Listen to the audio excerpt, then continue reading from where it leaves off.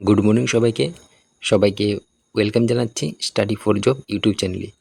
তো তোমাদেরকে আমি যে কথাটা বলেছিলাম কিছুদিন আগে, যে তোমাদের কিছুদিনের মধ্যে এই চ্যানেলের মাধ্যমে কিছু ইম্পর্টেন্ট ক্লাস কিন্তু তোমাদের করানো হবে, এবং সেটা তোমাদের ম্যাথমেটিক্স ক্লাস একদম জিরো লেভেল থেকে কিন্তু এই চ্যানেলে করানো হবে। তো সামনে যে কিছু এক্সাম রয়েছে, সেই এক্সামগুলিকে লক্ষ্য রেখে তোমাদের ক্লাসগুলি করানো হবে। তার মধ্যে কি কি এক্সাম রয়েছে তোমরা দেখতে পাচ্ছ। এখানে রয়েছে তোমরা ত্রিপুরা পুলিশ, ত্রিপুরা ফরেস্ট এবং ফরেস্ট গার্ড, স্পেশাল এক্সিকিউটিভ, তারপরে বলতে পারো টিএসআর। তাছাড়াও বিভিন্ন সেন্ট্রাল বা তোমরা স্টেটের ইন্টারভিউ বলো, যে কোনো কম্পিটিটিভ এক্সামের জন্য কিন্তু প্রিপারেশন এই চ্যানেলে তোমরা নিতে পারবে। একদম বেসিক থেকে শুরু করানো হচ্ছে তোমাদের এই চ্যানেলে ম্যাথমেটিক্সের ক্লাসগুলো। তো যারা ম্যাথে তোমরা একটু কমজোর রয়েছে, তারা অবশ্যই কিন্তু এই চ্যানেলে একদম জিরো লেভেল থেকে তোমাদের যে কোনো এক্সামের জন্য কিন্তু এখানে তোমরা যে পাস মার্কটি অবশ্যই তুলে নিতে পারবে এবং খুব ভালো নাম্বার কিন্তু পেতে পারো। এবং এই চ্যানেলে যে ক্লাসগুলো করানো হবে, সেটা করার পর হয়তো আমার মনে হয় না তোমাদের অন্য ক্লাস দেখার কোনো প্রয়োজন রয়েছে। তো এখানে কিছু টাইপিং মিস্টেক হয়েছে দেখতে পাচ্ছি, এখানে সিম্পল ইন্টারেস্ট হবে না। তো আজকে তোমাদের যে ক্লাসটা আমি শুরু করছি, তা হচ্ছে তোমাদের এভারেজ, ঠিক আছে। এখানে তোমরা এগুলো টাইপ করে নেবে, এখানে টাইপিংটা মিস্টেক হয়েছে। তো এভারেজের ক্লাস কিন্তু তোমাদের এই চ্যানেলে আজ থেকে শুরু হচ্ছে। তো চলো দেরি না করে ক্লাসটি শুরু করি। তার আগে তোমাদেরকে বলে দিতে চাই, যারা চ্যানেল নতুন রয়েছে তারা অবশ্যই চ্যানেলটিকে সাবস্ক্রাইব করে দেবে এবং বেল আইকন অন করে রাখবে, এবং অলরেডি যারা সাবস্ক্রাইব করে রেখেছে তারা অনেকগুলো শেয়ার করে দেবে। তার মধ্যে এভারেজ করার আগে তোমাদেরকে বলতে চাই যে তোমাদের কিছু যদি ফর্মুলা তোমরা এভারেজের জেনে নাও, তাহলে কিন্তু অঙ্কটি করতে তোমাদের খুবই সহজ হবে, ঠিক আছে। কি কি ফর্মুলা, তার মধ্যে দেখতে পাচ্ছ ফর্মুলা আমি লিখে নিয়ে এসেছি। এখানে বলা হয়েছে the some of the first N natural number, বলা হয়েছে প্রথম এনটি স্বাভাবিক সংখ্যার সমষ্টি। সেম কিন্তু 2 নম্বরে বলা হয়েছে the average of the first N natural number, প্রথম এনটি স্বাভাবিক সংখ্যার গড় বলা হয়েছে। এখানে কিন্তু বলা হয়েছে এভারেজ গড়, আর এখানে কিন্তু বলা হয়েছে সংখ্যার সমষ্টি মানে যোগফল। এখানে বলা হয়েছে সাম এবং এখানে বলা হয়েছে এভারেজ। কোশ্চেনটা কিন্তু সেম, কিন্তু এখানে সামের ক্ষেত্রে আলাদা একটা এবং এভারেজের ক্ষেত্রে আলাদা একটা ফর্মুলা কিন্তু কাজ করবে। তো বলা হয়েছে ফার্স্ট এন ন্যাচারাল নাম্বারের সাম, তাহলে কিভাবে করবে। যদি সাম বলা হয় তাহলে এখানে ফর্মুলাটা হয়ে যাবে এন, তারপর বলা হবে এন প্লাস 1/2। তো এই ফর্মুলাটা যদি তোমরা জেনে নাও, তাহলে যে কোনো সংখ্যার সাম, যে কোনো ন্যাচারাল নাম্বার হোক তার সাম কিন্তু তোমরা বের করতে পারবে। এগুলো কিন্তু আমি টাইপ করে আনতে পারতাম, কিন্তু তোমাদেরকে বোঝানোর জন্য সেগুলো আমি টাইপ করিনি। তো এখন বলা হয়েছে যে ন্যাচারাল নাম্বারের সাম তো বলে দিয়েছি, এখন সেম বলা হয়েছে যে কোনো ন্যাচারাল নাম্বারের কি বলা হয়েছে এভারেজ। এভারেজের ক্ষেত্রে কি করবে, এভারেজের ক্ষেত্রে তোমরা করবে এন প্লাস 1/2, তাহলে হয়ে গেল। খুব ইজি। সামের ক্ষেত্রে এটা মনে রাখতে হবে যে সাম মানে অ্যাড করার জন্য এক্সট্রা একটা এন আমরা অ্যাড করব, ঠিক আছে। বাকি সেম থাকবে, শুধু এক্সট্রা একটা এন অ্যাড করব, তাহলে কিন্তু সাম এবং এভারেজ বের হয়ে যাবে। অবশ্যই আশা করছি বুঝতে পেরেছ। যদি কোনো ডাউট থাকে অবশ্যই কমেন্ট বক্সে জানাতে পারো। তারপর দেখো কি বলা হয়েছে 3 নাম্বার।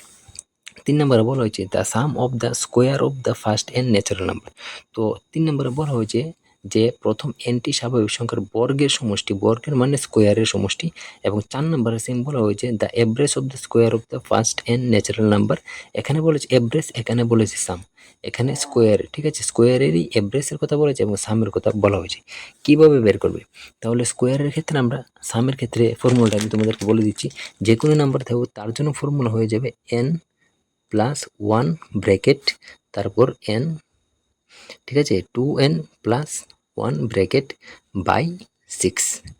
এটা করে নিবে তোমরা সামের ক্ষেত্রে। এবং এভারেজের ক্ষেত্রে স্কোয়ার এভারেজ বের করতে হলে তা করে নিবে তোমরা এন প্লাস 1, তারপর 2n প্লাস 1/6। এটা যদি করে নাও তাহলে তোমাদের এভারেজ স্কোয়ারের ফার্স্ট এন ন্যাচারাল নাম্বার কিন্তু বের হয়ে যাবে, এবং এখানে 3 নম্বরের ক্ষেত্রে এটা কিন্তু সাম বের হয়ে যাবে। অবশ্যই তোমরা এটা খাতায় কিন্তু নোট করে নেবে। তো আশা করি বুঝতে পারবে। তারপর যে চলো 5 নম্বর কি বলা হয়েছে। 5 নম্বরে বলা হয়েছে the some of the cube of the first N natural number. এখানে বলা হয়েছে প্রথম এনটি স্বাভাবিক সংখ্যার ঘনফলের সমষ্টি। ঘনফলের সমষ্টি বলতে এখানে সাম বলা হয়েছে কিসের, সেটা বলা হয়েছে কিউবের সাম বের করতে।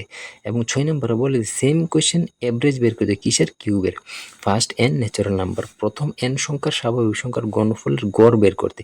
তাহলে কিভাবে বের করবে, উপরটা রয়েছে সাম, তো সামের ক্ষেত্রে কি করবো আমরা, সামের ক্ষেত্রে করে নেবো এন, তারপর ব্র্যাকেট এন প্লাস 1, ঠিক আছে, তারপর বাই কি দেবো আমরা, এখানে হয়ে যাবে 2, ঠিক আছে, 2 হয়ে যাবে এটা সামের ক্ষেত্রে। এবং এটা কিউবের ক্ষেত্রে তারপর আরেকটা ব্র্যাকেট দিবে, তারপর স্কোয়ার। এটা হয়ে গেল সাম বের করার, ঠিক আছে। সেম আবার এভারেজ বের করবো আমরা কিভাবে, সেম এভারেজ বের করবো আমরা এন, তারপর bracket N plus 1 bracket close নিচে হয়ে যাবে বাই 4 স্কোয়ার হয়ে যাবে। তো এটা বের করবো কিসের ক্ষেত্রে? কিউবের এভারেজের ক্ষেত্রে বের করবো এটা, এবং কিউবের সামের ক্ষেত্রে এটা ইউজ করব। এটা কিন্তু খাতায় কিন্তু টাইপ করে নেবে। যদি তোমাদের পিডিএফ প্রয়োজন হয় তাহলে অবশ্যই কমেন্টে তোমরা কিন্তু কমেন্ট করতে পারো।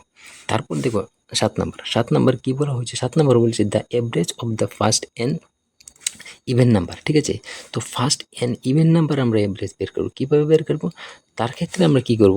দেখো, একটা হচ্ছে ইভেন নাম্বার, প্রথম এন সংখ্যার জোড় সংখ্যার গড়। ঠিক আছে, তার জন্য আমরা একদম ইজি, এখানে বলা হয়েছে এভারেজ। ঠিক আছে, এভারেজের ক্ষেত্রে আমরা এন প্লাস 1 করব, এটাই আনসার কিন্তু এসে যাবে। ঠিক আছে, ফার্স্ট এন যেটা বলা হয়েছে ইভেন নাম্বারের এভারেজ। ঠিক আছে, তারপরে বলা হয়েছে যদি বলা হয় ফার্স্ট এন, এটা কিন্তু টাইপ করে না, আমি এক্সট্রা লিখে দিচ্ছি। যদি বলা হয় ফার্স্ট এন ইভেন নাম্বারের, যদি বলা হয় সাম, ঠিক আছে, যদি সাম বলা হয় তাহলে আমরা কি করব? সামের ক্ষেত্রে কিন্তু আমরা সেমই করব। জাস্ট সামের ক্ষেত্রে আমি বলেছি এক্সট্রা অ্যাড করবে, সাম মানে যুগ, তাহলে এক্সট্রা অ্যাড করবে, তাহলে করবে এন এন প্লাস 1 ব্র্যাকেট। তো এটা সামের ক্ষেত্রে ইউজ করে নেবে। ঠিক আছে, তো এটা গেল যেটা হচ্ছে গিয়ে এভারেজ ফার্স্ট এন ইভেন নাম্বারের ক্ষেত্রে। ঠিক আছে, তারপর হয়ে গেল 8 নাম্বার হয়েছে the average of the first N order number. ঠিক আছে, কী বলা হয়েছে 8 নম্বরে বলা হয়েছে যে প্রথম এন সংখ্যার বিজোড় সংখ্যার গড় কীভাবে বের করি এভারেজের ক্ষেত্রে। তাহলে এখানে এভারেজের ক্ষেত্রে আমরা কী করব? বিজোড় সংখ্যা জাস্ট খালি এন লিখে দেবো। এন মানে এখানে যে সংখ্যাটা দেবে তাই কিন্তু তার আনসার হয়ে যাবে। যদি আমরা সাম বের করি, ঠিক আছে, তাহলে আমি সাম এক্সট্রা লিখে দিচ্ছি। যদি আমরা সাম বের করি তাহলে কী করবো? এনের অ্যাড করা, সাম দিয়ে মনে করবো অ্যাড করতে হবে কিছু না কিছু, এটা স্কোয়ার করে দেবো, তাহলে আমরা অড সংখ্যার এভারেজ এবং সাম কিন্তু বের করে নেব। আশা করি ফর্মুলাগুলো বুঝতে পারছো। আরও 2টি ফর্মুলা আছে, সেটা আমি এখন বলবো না, নেক্সট ক্লাসে আমি বলবো। ঠিক আছে, যখন ওই কোয়েশ্চেনটা আসবে তখন আমি তোমাদেরকে বলে দেবো। তার ক্ষেত্রে এখন কোয়েশ্চেন, তোমাদের আমি কিছু কোয়েশ্চেন নিয়েছি যেটা এক্সাম্পলের ক্ষেত্রে তোমরা যাতে বুঝতে সুবিধা হয় কীভাবে বের করবে। দেখো, কোয়েশ্চেনের মধ্যে বলা হয়েছে যে find the average of the number 517, 139, 195, তারপর 176 এবং 192, এই যে সংখ্যাগুলি দিয়েছে তার এভারেজ বের করার কথা বলা হয়েছে। 517, 139, 195, 176 এবং 192 সংখ্যাগুলির গড় নির্ণয় করতে।